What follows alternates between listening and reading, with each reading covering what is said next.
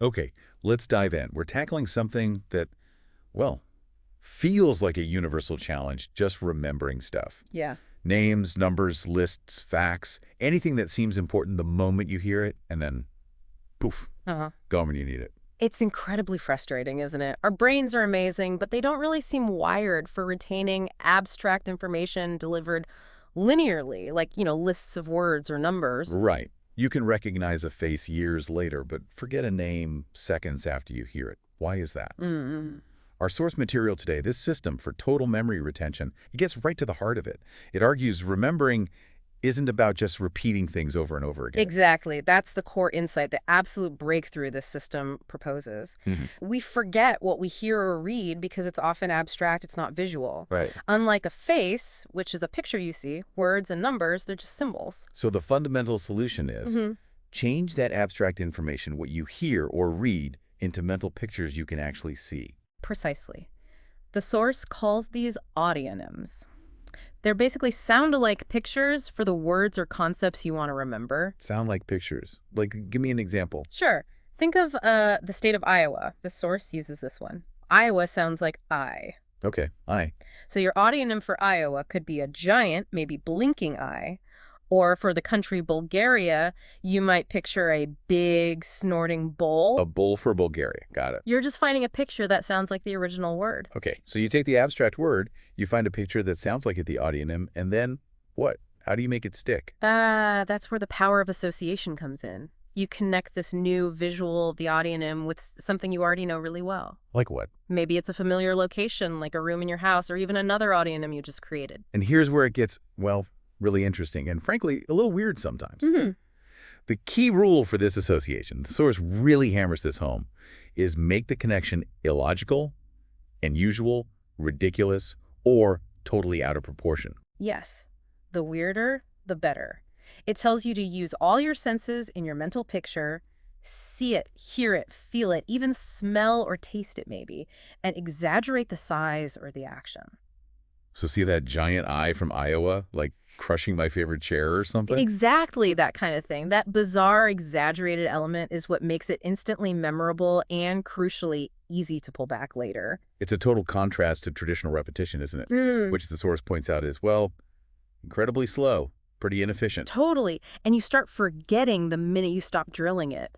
This system gives you an organized alternative, a structure. And what's cool is how it simplifies things right down. The source has this two objects rule. Hmm. No matter how complex the information seems, you're always just associating two pictures. Mm.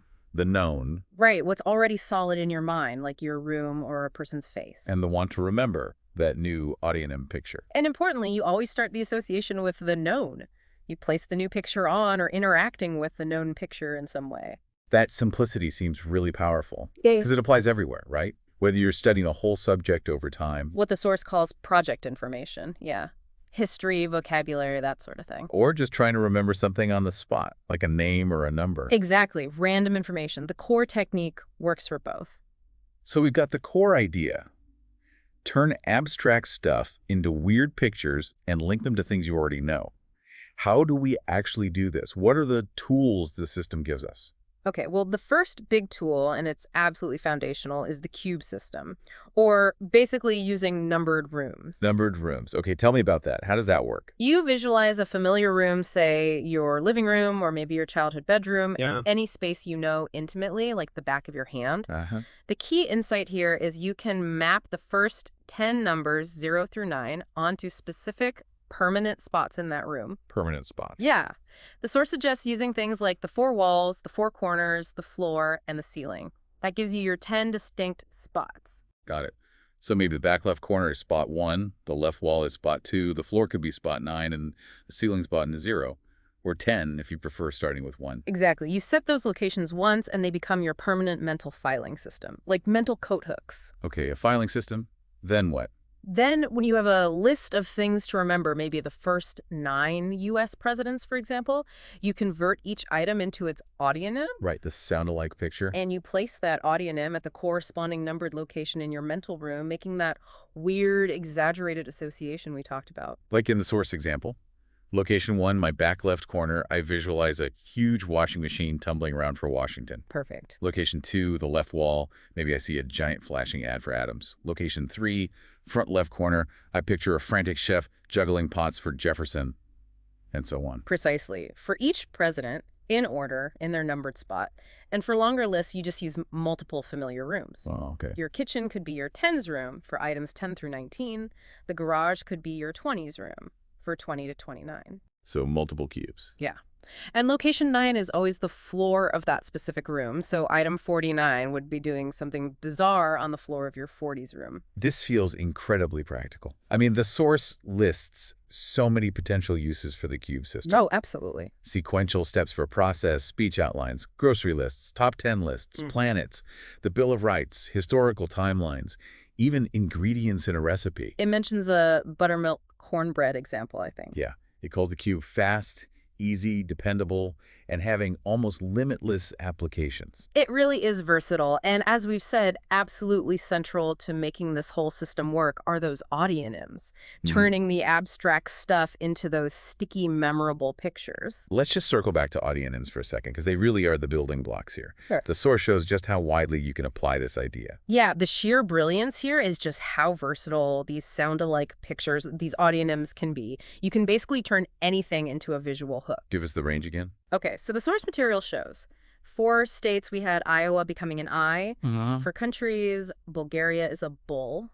Chemical elements like carbon become a car. Planets like Neptune, maybe a crumpled napkin. Okay, even abstract words? Yep. Attitude could become an attic. Organization, maybe a giant church organ. And names, too, right? The source mentioned Carl becoming a car, Bonnie a bonnet, maybe Lennon as linen. Yes, you're just listening for that sound connection to build your picture. Even, like, parts of speech. Noun is a nun, adverb an ad. Huh, a nun for noun. And medical terms. This is where that ridiculous rule really shines. Blephar, the prefix, becomes bluffer. Like dermatology, a doormat. Okay. And the suffix -itis, meaning inflammation. The audionym is I test in flames. Wow, turning a medical suffix into someone taking a test while on fire. Mm. That's exactly the kind of bizarre image the source recommends. It absolutely is, and that's what makes them stick. Now, another key technique often used with the cube is the link system. This feels a bit like creating a mental movie or a story chain, right? Yeah, pretty much. A chain of associations. You link audionyms sequentially, one after the other, again, making weird connections between them. How does that work? The audionym you just visualized becomes the known for your next association.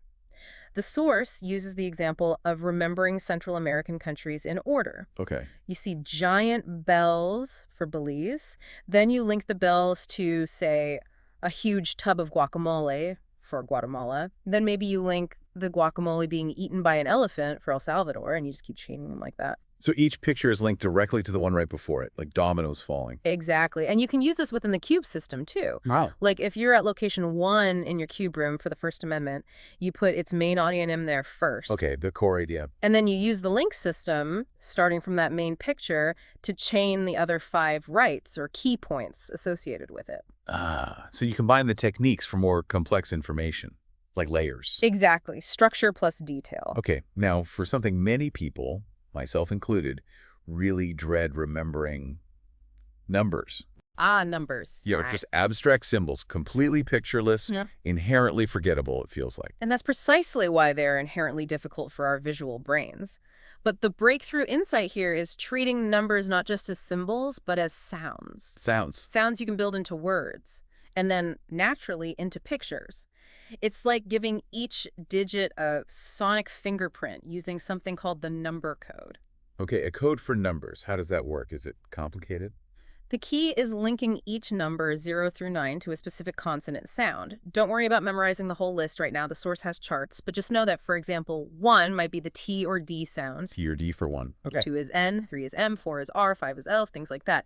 Vowels A, E, I, O, U, and sounds like W8, you're basically ignored. They're just there to help you form actual words. You convert the number digits into these core consonant sounds, and then you make a word. Exactly. Like the number 514. That uses the sounds L for 5, TD for 1, R for 4. LTDR.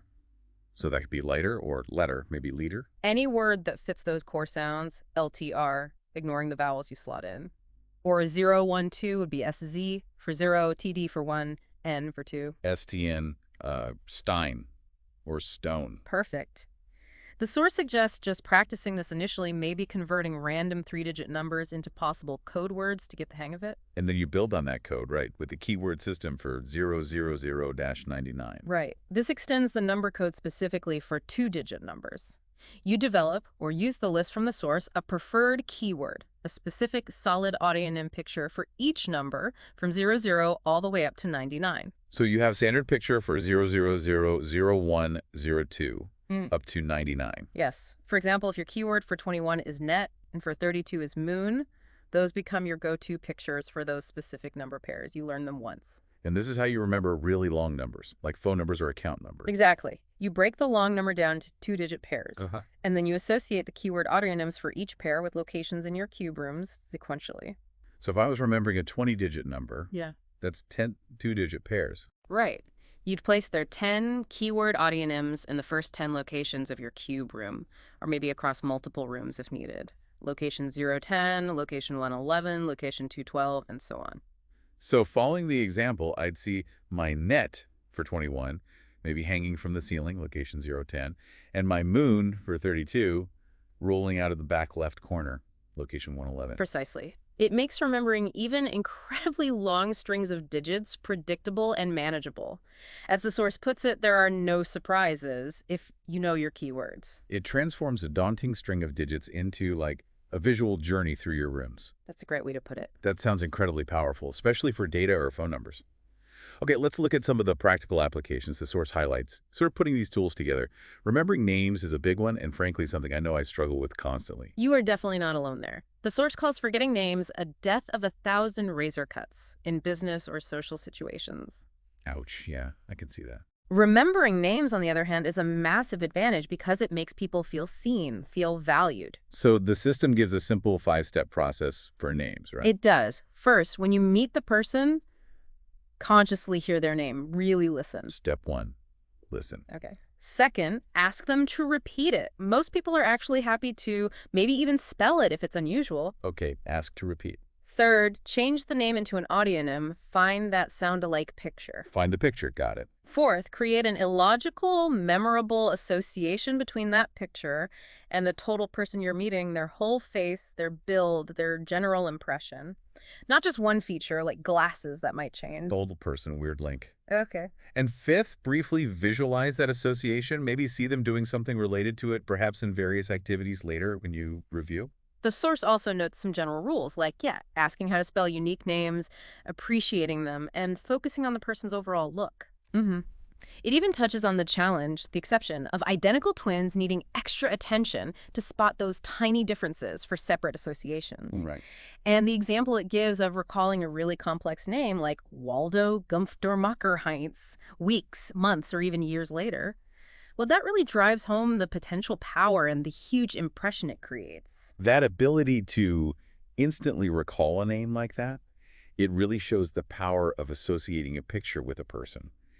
Now, let's apply that same visual spatial power to something else many people find daunting, speaking without notes. Ah, yes. Public speaking. Reading a speech often comes across as less engaging, maybe a bit stiff, compared to delivering it confidently, looking at your audience. Absolutely. And this is exactly where the cube system shines again. How so for speeches? Well, if you have, say, 10 main points for a presentation, you convert each point into a clear audionym. The sound-alike picture for the main idea of each point. Right. And you place those audionyms in order in your cube room locations 1 through 10, probably using the ceiling for 10. The source uses that example of a speech called 10 Qualities for Success, right?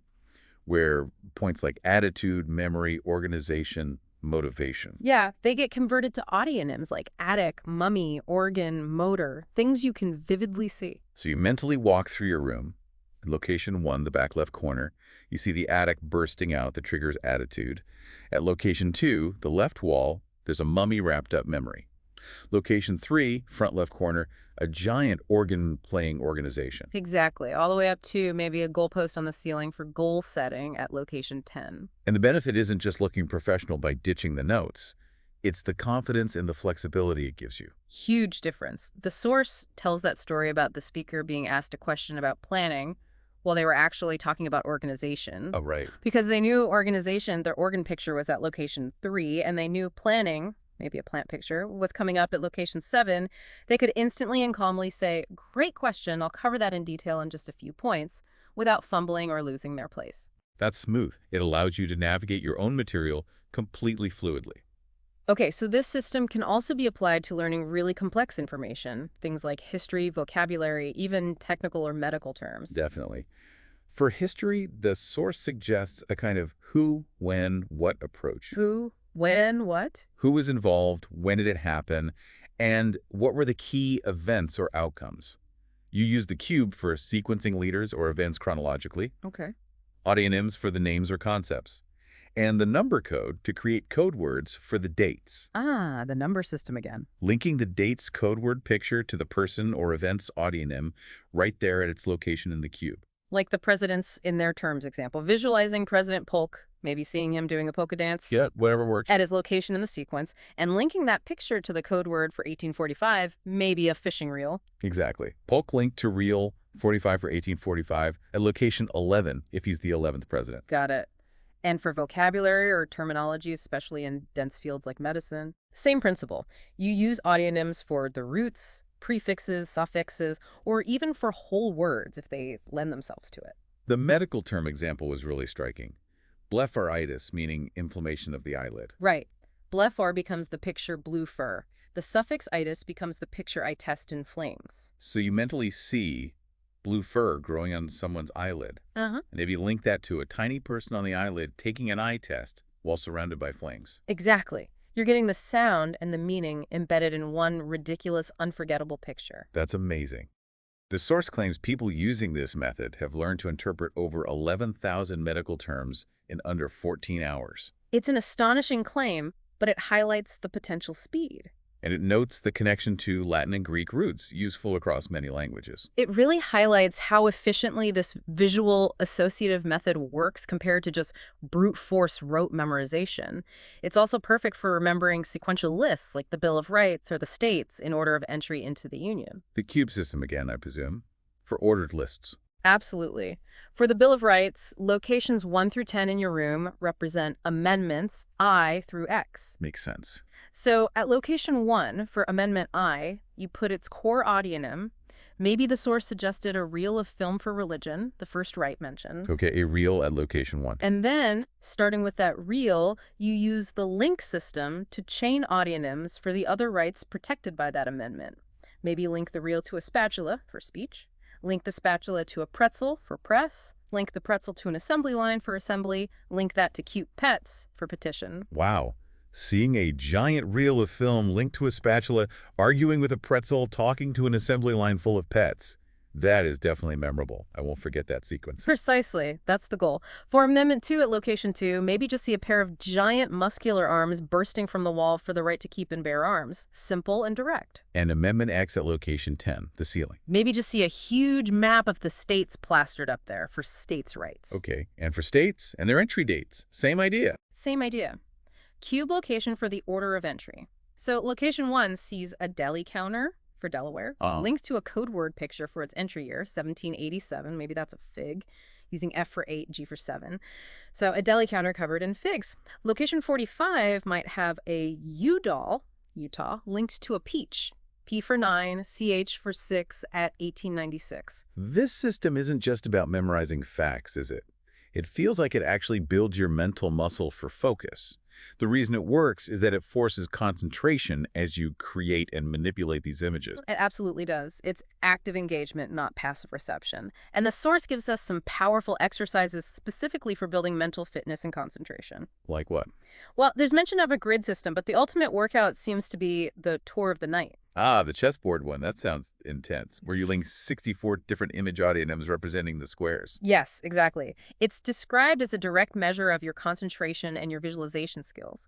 You track the knight's L-shaped move across all 64 squares without repeating. Yeah, mentally linking the image associated with each square to the next one in the sequence. You can practice it without even looking at a board. And you complete a full circuit by linking the last image back to the very first one. Right. The source really challenges you to treat this like physical exercise for your brain, maybe even aiming to do it daily to build that mental muscle. And it applies to surprisingly simple, everyday things, too, Hmm. not just these big mental feats. Totally. Things like grocery lists using the cube, put milk on the ceiling, bread in the corner, remembering recipes ingredient by ingredient and step by step using cube locations. Even remembering where you put your keys. Yeah, by just taking a second to make a quick, ridiculous association when you put them down. Keys attacking the fruit bowl or whatever. That could actually save me some time in the morning.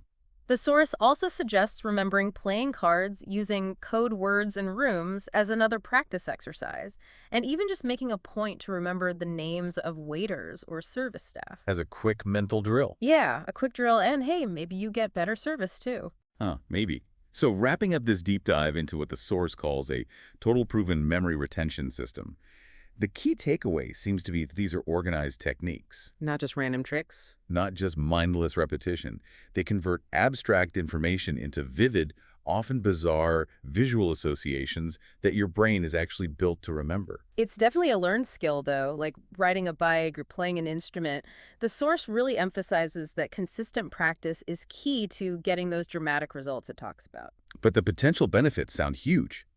Techniques you can use for life, gaining a competitive edge maybe in the classroom or on the job, sharpening your overall mental alertness. And even teaching children these powerful learning strategies early on. The source specifically recommends practicing things like number recall with increasing length, 20 digits, 40, 60. Practicing with lists of random words, doing the tour of the night, trying the playing cards, just building that skill. And there's that crucial concept it mentions. These techniques are really a means to an end. What do you mean? You use them initially, the pictures, the links, the rooms, to embed the knowledge deeply. But with review, the source suggests the visual crutch kind of fades into the background. Eventually, you'll just know the information cold. Without needing the picture. So without needing to consciously retrieve the picture every single time, the direct connection forms. Which brings us to our final thought for you, the listener. The source suggests that by using this system, even remembering something as lengthy and complex as, say, the Gettysburg Address verbatim is absolutely possible. Just by converting words to images and linking them, sequence by sequence. So the question for you is, what seemingly impossible memory task could you tackle next, just by deciding to change what you normally hear and read into pictures your mind can actually grab onto?